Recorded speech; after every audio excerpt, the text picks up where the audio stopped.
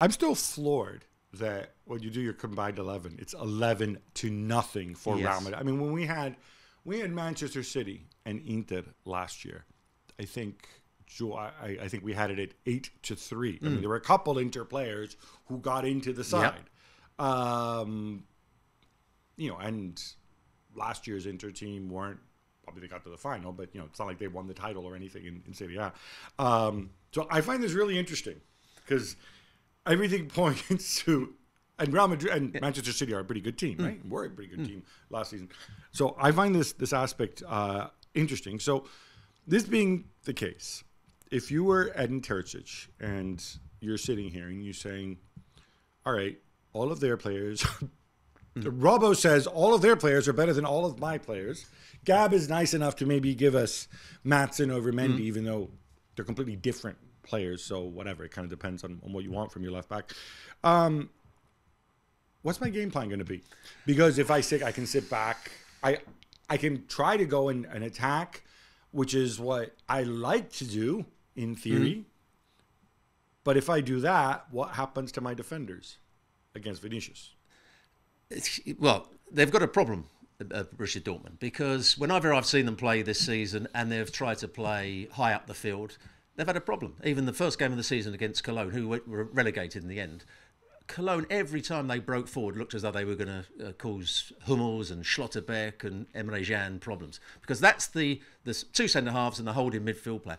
They can't outrun. Schlotterbeck is a gambler. Hummels has to gamble now on making challenges. Sometimes he'll look a great player, but it's because he gets okay with his gambling. Because he knows he can't run, so he'll dive in, he'll try and make interceptions. So they are vulnerable to anything that's, when there's space in behind them, they're vulnerable to the counter-attack. But Schlotterbeck can, I mean, out of the three, he can move the best. He's okay pace-wise, but he's not very quick. And he has to lunge in and make last-ditch challenges. And I don't think he's got a great understanding with Hummels. I've seen, if you go back to their performance against Atletico Madrid, the first 35 minutes, how Borussia Dortmund are still in the Champions League after that first 35 minutes against Atletico Madrid, when they did defend slightly deeper, but they were still all over the place.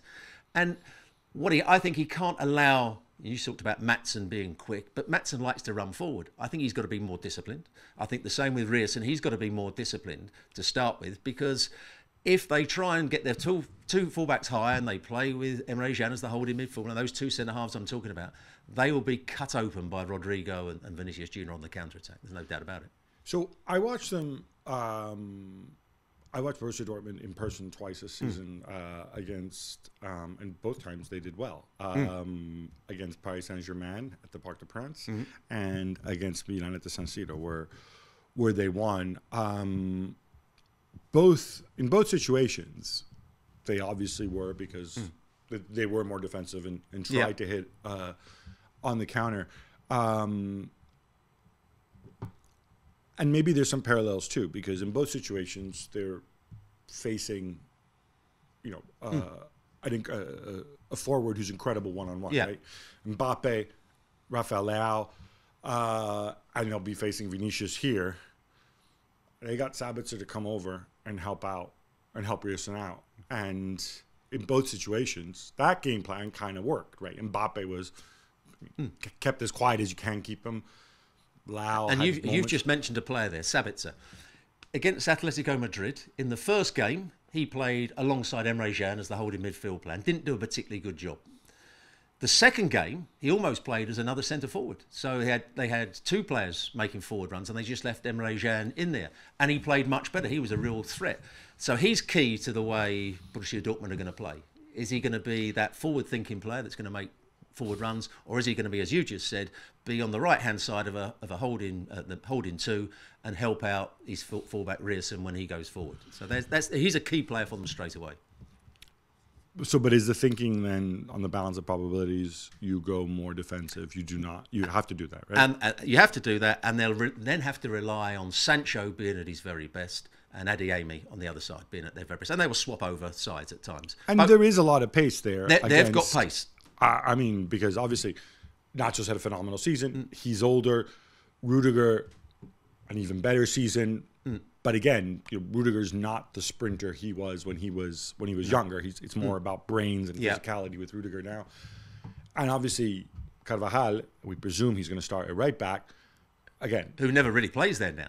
When he's playing at right back, because they've got such a good understanding, he ends up being the furthest forward player on the right-hand side. Valverde tucks in, and Toni Kroos keeps hitting the big diagonals. So there's always space in behind Carvajal. Defensively, when Dortmund attack or when Dortmund break, if we presume Carvajal's up the pitch, it's going to have to be. I mean, it's going to have to be Valverde coming over and covering it, or Camavinga covering that space. It'll be more Camavinga. It'll be more. Sometimes it'll be Rudiger coming across, and Camavinga will go back into the centre half position. That's what happens quite a lot. Right. And I don't know. You want to leave Camavinga 1-on-1 with Füllkrug, just in terms of physicality, right? So I'm trying to get Dortmund hope. I'm trying to find little things that you can exploit. If you can do that, you can maybe get a better matchup, right? The two wide players, if the game plan is to work and it's a more defensive game plan, the two wide players for Borussia Dortmund have to be at their very best. I want to bring up the subject of superstition a little bit. Okay, I know Adeyemi's been good the last couple of months. But this is a guy who went nearly a year not scoring or whatever. You have other options. You have Daniel Malen, who, I thought I didn't like him when he joined Dortmund, and then I liked him a lot, and then he lost his place on the side. Does it have to be Adeyemi because of his pace? It doesn't have to be him. Could he spring a surprise? Would you spring a surprise? Would you go with Malen?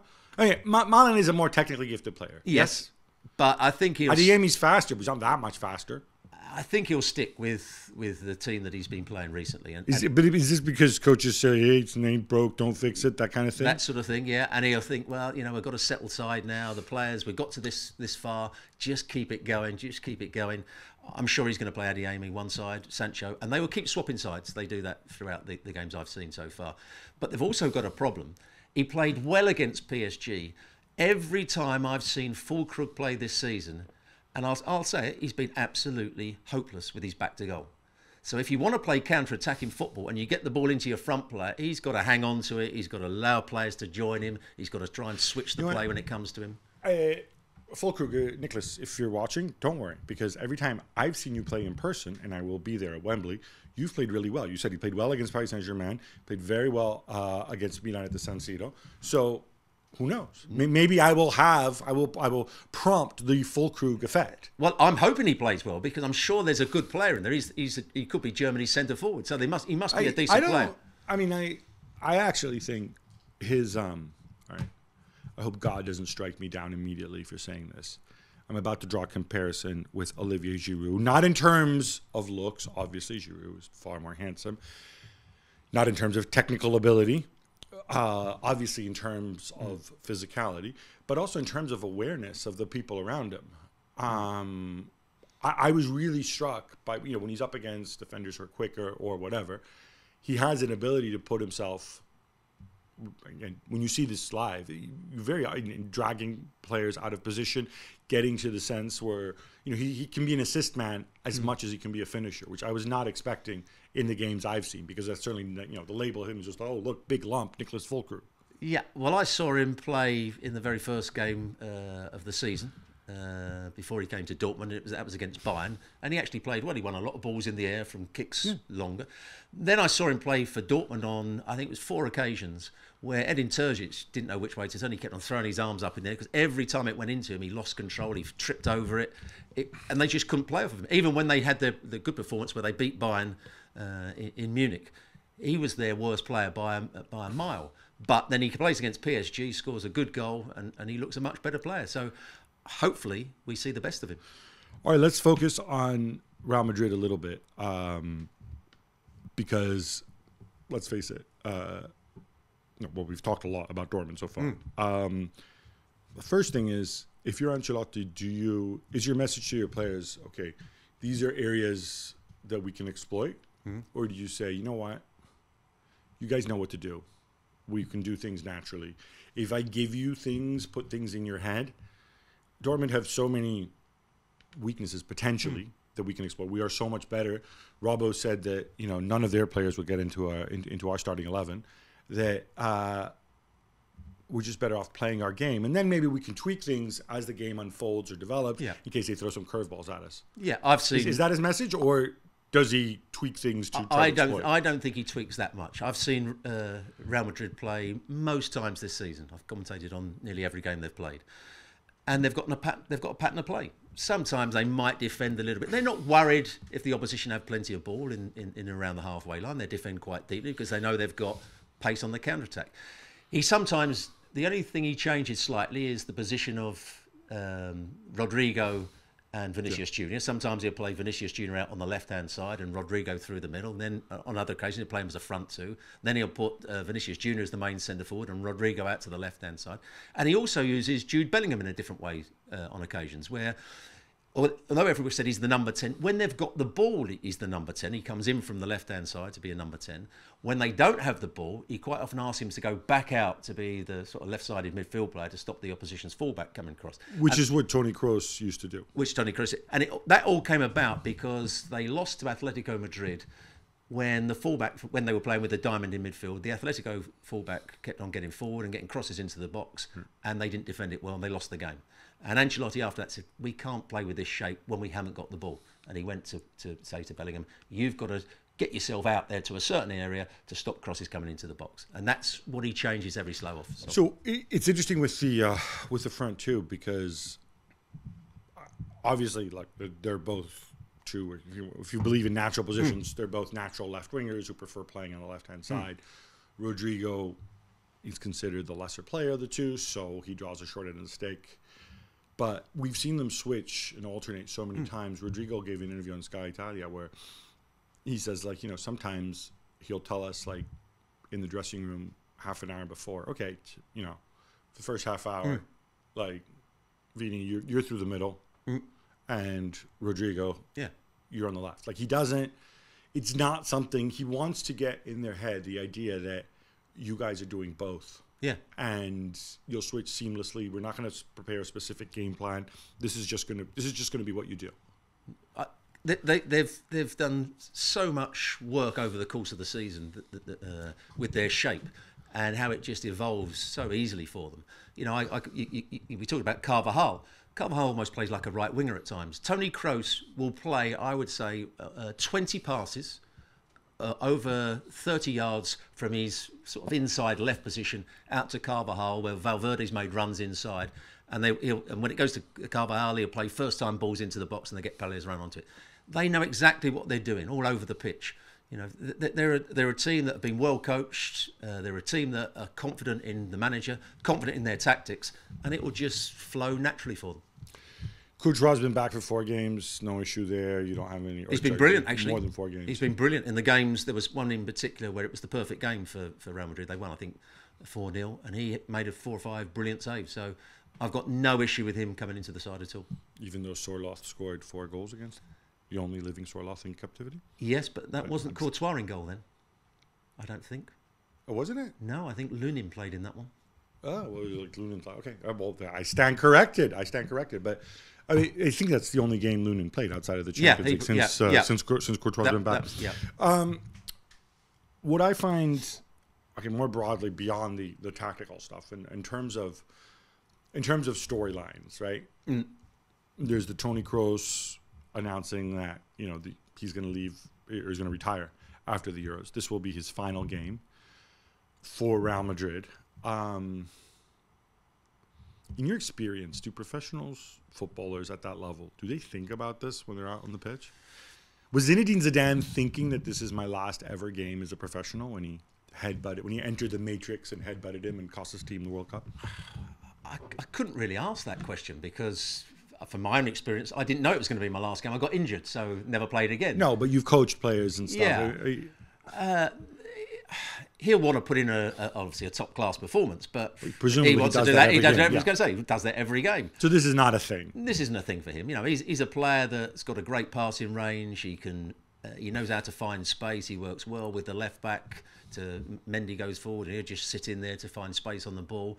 If Camavinga's not doing particularly well in central midfield, but giving the ball away cheaply. He'll push Camavinga out the way. He'll go and play in the holding midfield role to get on the ball. Not to be a good defensive player, but to get on the ball and make things happen. He knows how to find space. He knows where to pick a pass. He'll take most of the set plays. He's an outstanding player. He might not play the full 90 minutes, or if they goes to extra time, but because that's when Modric comes on and takes his place. I was going to ask about Modric because earlier in the season, there was, Modric. He's not going to play Modric and Kroos together from the start because they're both old. Yeah. Modric not too happy by it about that. There were stories and so on. He's out of contract as well, incidentally. But I thought in the last 3-4 months of the season, he said Modric kind of became a super sub and really got into the idea of almost being like the spark plug off the bench. Because I'll tell you what, if he plays 90 minutes, maybe whatever, he's extremely fit, but he turns 39 in September. But the galvanizing effect, the energy he brings when he's coming on for the last half hour is pretty remarkable. If it's a close game like this, at some point, and you feel that you need to bring in Modric, it means Dortmund are doing well at the time. Okay, let's say it's 0-0. Yep. Hour gone. Yep. If you're Carletto, do you take off Kroos to bring on Modric, or do you bring on Modric or somebody else? Bearing in mind that Modric and Kroos have very rarely played together for extended periods. I think it's a straight swap. He takes off Modric. You cannot have both on the field at the same time. He doesn't have them on the same field, not just because they're age, but they're not athletic anymore. Modric is athletic going forward, but he can't recover. Right. And Toni Kroos isn't a great defensive player because he can't get around the field. So it's a massive gamble to put him on. But if you look at the 2 games where he changed it, I mean, he's done it in La Liga. Yeah. But Man City, when they were trailing at home, he came on and just changed 1 or 2 things. And the game against Bayern Munich, when he came on, they were down 1-0 in the game, I think. He came on and changed the game. So Modric is a key player for Ancelotti if things aren't going well. And if they are going very well and they're winning 2 and 3, he'll take Modric off for a standing ovation in his last game and he'll bring Modric on.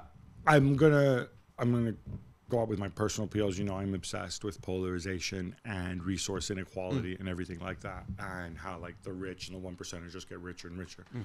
What I find remarkable is Borussia Dortmund, they have the second or first highest average attendance in all of Europe. They're the second biggest team in Germany, second biggest team in the biggest economy in Europe. They are a legit heavyweight top 10, top 12 team. Yeah. And yet, if we look at this team, right, take out Kobel, who I think is fantastic.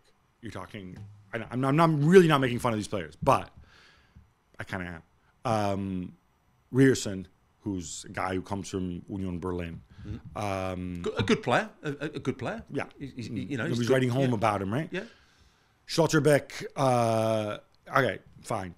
Big signing. Maybe he hasn't hit the heights, but there's still time, right? Hummels, at his age, is a guy who's, unwanted by Bayern Munich, and that's why he ends up back at Borussia Dortmund. Yeah. 2018, he was left out the Germany squad, never to play again. And he's out of the Germany squad again. And a bit bitter about it. Ian Maatsen, phenomenal player, a guy on loan. Yeah. Marcel Sabitzer, a guy on loan and also unwanted by Bayern Munich. Emre Can, also unwanted by, but he's unwanted by Bayern. He moved around. Again, but older player, right? Yeah. Older player, been around, come back to the Bundesliga. Nobody's writing home about him, right? Julian Brandt was the guy who was supposed to leave so many times, never did, stuck around. Had his best season for quite some while, but he's still unpredictable. You couldn't hang your hat on him. Jadon Sancho, unwanted by Manchester United. Karim Adeyemi, a guy who went nearly a year without scoring and was frankly terrible and nowhere near the first squad for a long time. And Nicholas Füllkrug, who of course was unwanted by everybody until they say like, oh look, when he was like 29, they're like, oh look, maybe he can play a little bit, right? I want, does this give you an extra motivation? Is this something you as a coach you would say, guys, you guys were great players, are great players, can be great players, but the common thread on this team is most of us are people who are either thought to be too old or not good enough. I'm not sure you tell the players that.